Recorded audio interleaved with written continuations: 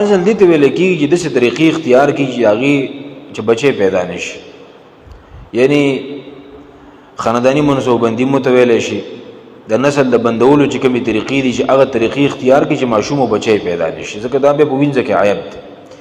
نو صحابه کرام وایي موږ اراده وه چې موږ عزل وکړو، خو د دې عزل په باره کې موږ د نبي علیه السلام نه تپوس وکړو. ورسې عجیب خلک دی ښه، په هره خبره کې د پیغمبر دروازه ټکوي او تپوس دی کوي، په هره خبره کې قدم په قدم باندې.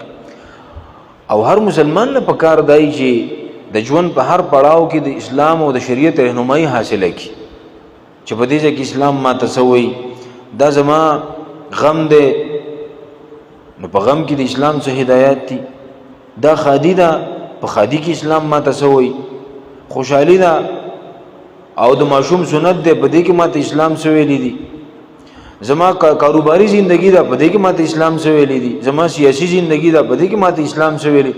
یعنی په کار دا چې مسلمان د ژوند په هر پړاو کې د اسلام د اصولو نه ځان خبره کړي، څنګه چې صحابه وو د ژوندې مثال له زمونږ دپاره کړه. په هر خبره کې ورجو د پیغمبر علیه السلام ته تپوس کوي، د الله پیغمبر دا وکړو که ونه کړو، نبي علیه السلام به وکړئ یا مه کوئ. نو دې عزل په باره کې مرال او د الله پیغمبر ته وفرمایل چې د الله پیغمبر موږ عزل کولی شو، نبی علیہ السلام ته فرمایل چې ما علیکم الله تفعلوا، پتا چې باندې اس باغ او پابندی نشته ده کدا و نه کوي، یعنی کوي نه کوي چې پابندی ده باندې نشته. نو په دې کې اشاره دا و چې تاسو کوئ چې پابندی ده باندې نشته، که عزل کوي او که عزل نه کوي.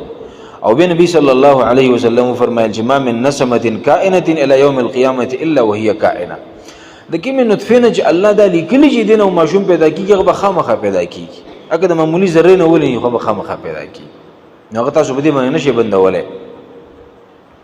دې وجه نه اسلام د منصوبه بندۍ دپاره خپل اصول مقرر کړي دي. ګوره اوس بالکل نه خبره کول چې یاره زما خو 2 بچي دي او بس نور بچي نه راوړم، دا غلطه خبره ده. او دا نارې وال چې 2 بچي هي اچھے او چھوٹا خاندان خوشحال ګرانه، دا د شریعت خلاف نارې دي. اسلام کې د ضبط ولادت خپل اصول دي. مولانا مودودی رحمه الله کتاب لیکلی دی اسلام او ضبط ولادت. زویم چې په دې موضوع باندې د دې نه بل جامع او ښکلی کتاب نشته، د دې موضوع چې څومره جوانب دي غونډې پکې راګیر کړي. یو سړی او ښځه او په کوم ځای کې ضبط ولادت کوي، په کوم ځای کې، نو هغه ځایونه پکې ښودلي دي. لکه اوس زنانه ده او بیماره ده، ډاکټر ورته وایي چې که ته نور بچي راوړې نو ګورې ستا بیماري سیوا کېږي، د پلانۍ بیمارۍ د اټیک خطره ده، د پلانۍ بیمارۍ خطره ده. نو که ډاکټر ورله مشوره ورکړي او هوښیار ډاکټر دی، د الله نه یریدونکی ډاکټر دی، ماهر ډاکټر دی، هغه ورته وایي چې ته بچي بند کړه، بالکل ډاکټر مشوره باندې بندولی شي. یو زنانه ته ډاکټر وایي چې ګوره که ته نور بچي راوړې نو ستا د مرګ خطره ده، او دا بالکل دا 100% د ډاکټر د علم مطابق یقیني خبره بالکل بندولی شي، شریعت اجازت ورکړی. یا د یو ماشوم او د بل ماشوم په منځ کې چې کومه مناسب وقفه ده، دغه مناسب وقفه چې کوم ماشوم په غېږ کې دی چې د هغه صحت هم خراب نشي، د زنانه په صحت باندې، ځکه چې کوم ماشوم په غېږ کې نو د هغه خو 2 کاله پی حق دی که نه، هغه له خو 2 کاله پی ورکوي. نو که د هغه د پیو مده پوره شوې نه ده او زنانه د بل ماشوم اراده وکړي نو د اولني ماشوم پی خراب شي، دا غریب صحت کمزوری، خوراک ورته نه میلاویږي، د زنانه په صحت باندې بد اثر کیږي.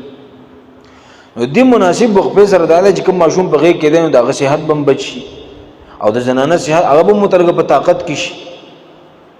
نو شریعت چې کوم اصول وضع کړي د هغې مطابق مناسب وقفه کول د شریعت امر ده چې داسې وکړي. اوس که سړی د دې خیال نه ساتي او وایي چې یاره په اسلام کې دا بندول نشته دی، نو داسې قمقل دی، د شریعت نه ځان خبر کړی نه دی. اسلام وی مناسب وقفه وکړه، خو دا نارې مه ووایه چې 2 بچي اچھے او چھوٹا خاندان خوشحال ګرانه. اسلام کې خو د هغه انسان قدر ډېر دی، د هغه وزن ډېر دی، د الله په نسبت باندې عزتمن انسان دی چې د هغه بچي ډېر دی او اولاد یې ډېر دی. ابلو چا خبره کوله وایي چې وکس دی، وایي د هغه د یوې ښځې نه 9 زامن دي او وایي د بلې ښځې نه 6 او ټول ماشاءالله وایي داسې نیکان سړي دي که نه، مال خوند دا کوي چې سړي 4 ښځې که نه د یوې نه یو زمونږ د ښکته خلکو کمزوري دي، زمونږ د پسري ماشاءالله تکړه دي، نو د هغې زنانه تکړه دي، نو بچي هم ډېر راوړي. نو چې یو بچی یو سبحان الله وي نو څونه اجر دی. او الله در سره مجاهد زوی درکړه که نه، او د الله نه یریدونکی انسان و، دا ټول نیکۍ ستا په عملنامه کې لیکلی کېږي که نه، څونه اجر دی. ور یو خبره یاد ساتئ، که تربیت یې نه شي کولی نو بیا ترې په خلانه کښېنه، چې صرف بچي راوړی او بس بیا پرېږدې، نو د چا نه چرسي جوړ شي، او د چا نه پوډري جوړ شي، او د چا نه آیس والا جوړ شي، او څوک قاتل وي او څوک ډاکو وي، نو چې ډاکوان پیدا کړي نو بیا ته په قلاره ناسته پکار ده، ګزاره پکار ده بیا. نو هغه زمونږ د علاقې دغه سړي خبره وویل څو بچي دي؟ ویل واته دي، خو هسې واته او ننواته دي. نو چې هسې واته او ننواته او د کار نه وي که نه، سبا له په معاشره باندې بوجي، نو د هغې نه بیا لږ ګزاره پکار ده. خو که یو انسان کې برداشت دی، وګوره د اولاد سره الله رزق سیوا کوي، ګوره رزق اوس الله سیوا کوي، دا هسې خبره ده. ما مې د والد صاحب نه تپوس وکړو، ما ویل چې دا زمونږ چې اوس کومه ځمکه ده که نه، ډېره ځمکه ده، ما زمونږ چې دا کومه ځمکه ده، نو تاسو چې پخوا باندې په یو کور کې اوسېدلی، نو همدا ځمکه وه. ویل او دا وویل چې لږه لږه مو څه نور اخیستې ده، همدغه ځمکه وه. نو مال په هغه وخت کې به څومره دانې کولې؟ یاره دومره دانې به کولې چې ایله مونږ به ساتلو په کور کې دغه 14 15 شل کسانو، ول دقه به ایله ساتلو. نو مال اوس څومره یې؟ ول اوس د 300 نه مو وړېدلي وو. مال اوس ویل هماغه ځمکه ده، اوس هغه ټول ساتي. یعنی الله وخت په وخت باندې رزقونه د بندگانو سیوا کوي، او دا د هر چا خپل قسمت یې. ګوره نبی صلی الله علیه وسلم وایي چې کله ماشوم د مور په دې ګېډه کې تیار شي که نه، او الله فرشته راولېږي او په دې کې روح پوکي، دا د الله امر دی ژوندی شي، نو په دغه وخت کې الله تعالی یو څو خبرې لیکي. په هغه څو خبرو کې یوه خبره دا ده چې بکتب رزقه، الله ول رزق هم ولیکي چې دی به څومره رزق خوري. نو چې د مور په ګېډه کې لیکلی شوی نو بیا خو زما څه کار دی چې دو بچې اچھے او چوټه خاندان او بچي لږ پیدا کوي، بیا به څه خوري؟ رزق بوله څوک ورکوي؟ رزق چې تاله درکوي که نه، هغه بیا غله هم ورکوي. الله وایي ولا تقتلوا اولادکم خشیة املاق، او مو وجنئ اولاد او بچي خپل خشیة املاق، د وجې د یرې د لوږې نه، نحن نرزقکم و ایاهم، الله وایي موږ تاسې له هم رزق درکوو، هغې له به هم ورکوو.